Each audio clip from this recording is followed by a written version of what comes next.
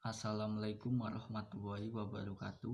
Perkenalkan, nama saya Muhammad Miftahidin, NIM 3519089. Saya dari kelas Psikologi Kepribadian B. Di sini saya akan menjelaskan materi tentang teori belajar sosial atau yang disebut Albert Bandura. Di sini saya menjelaskan dulu tentang struktur kepribadian menurut Albert Bandura. Kepribadian itu dikemukakan oleh Banduri terdiri dari 4 aspek, yaitu sistem self system, regulasi diri, edifikasi diri, dan efikasi kolektif. Yang pertama yang dimaksud dengan sistem self atau self system. Bandura meyakini pengaruh yang ditimbulkan oleh self sebagai salah satu determinan tingkah laku yang tidak dapat dihilangkan tanpa membahayakan penjelasan dan kekuatan prediksi. Yang kedua ada regulasi diri.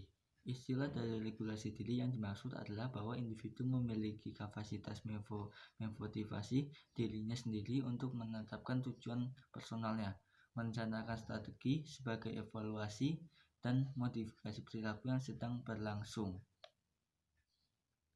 Yang ketiga ada edifikasi diri, yaitu self-efikasasi.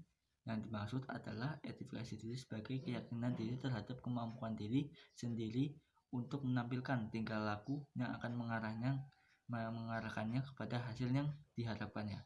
Yang keempat ada efikasi kolektif, yaitu pendapat Bandura mengenai individu adalah orang yang berusaha mengontrol kehidupan dirinya tidak hanya dengan efikasi dan atau diri individual. Bagaimana sih yang dimaksud dengan dinamika kepribadian? Yang dimaksud dengan dinamika kepribadian menurut Bandura lebih kepada memotivasinya sebagai sumber inspirasi bertingkah laku.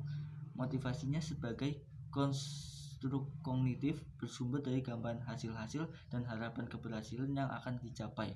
Harapan yang diperkuat dengan adanya reinforcement agar motivasi seseorang untuk bertingkah laku sebagai dengan menetapkan tujuan dan performasinya dirinya.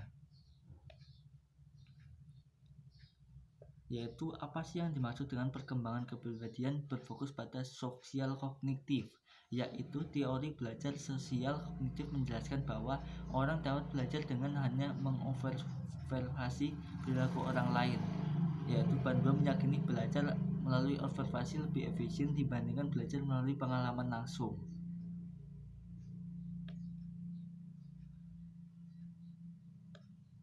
Ada empat faktor yang harus diketahui, ialah pendukung terjadinya observasi. Dalam observasi selain ada hal yang pendukungnya juga menimbulkan beberapa dampak dari belajar observasi dengan melibatkan kognitif pada dirinya. Individu menimbulkan beberapa konsekuensi, ada yang menyenangkan, ada yang tidak.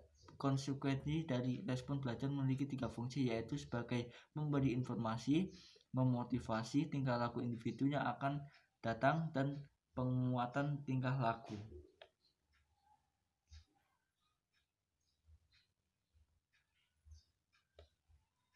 Ya, di sini saya akan menjelaskan tentang kesimpulan, yaitu teori belajar sosial menurut Albert Bandura juga menyangkut beberapa dinamika kepribadian, perkembangan kepribadian, dan sosial kognitif serta investasi yang ada di dalamnya untuk peran konselor serta perilaku konseli. Menurut Albert Bandura, tingkah laku sering dievaluasi, yaitu bebas dari timbal balik, sehingga boleh mengubah kesan-kesan personal seseorang. Pengakuan sosial yang berbeda mempengaruhi konsep diri individu. Sekian dari saya. Apabila ada kekurangan, saya mohon maaf. Wassalamualaikum warahmatullahi wabarakatuh.